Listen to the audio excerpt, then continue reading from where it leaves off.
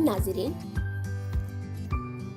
آج کی اس ویڈیو میں حافظ بخاری کی ایک مختصر سا اقتباس صنف نازک ملاحظہ فرمائیں۔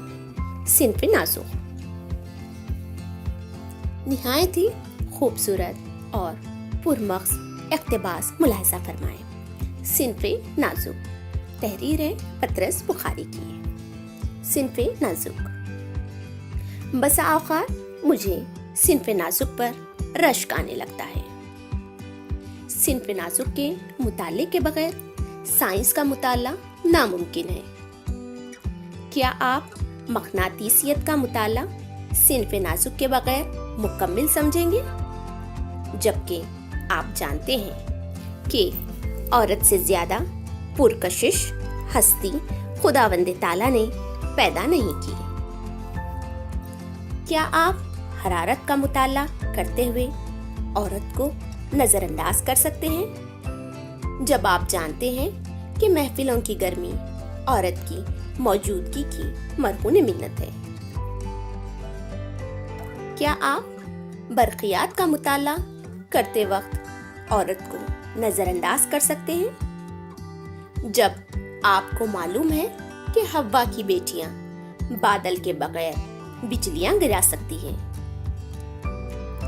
صنف نازک آرٹ کے مطالعے کے لیے ناگزیر ہے۔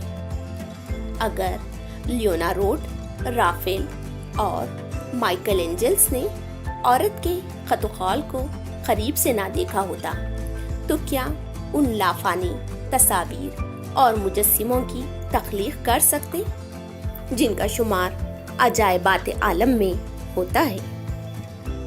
کیا کالیداس، شکنتلا، شیکسپیئر، روز آرنلڈ اور دانتے کا تصور بھی ذہن میں لا سکتے اگر انہوں نے صنف نازک کے مطالعے میں شب و روز نہ گزارے ہوتے؟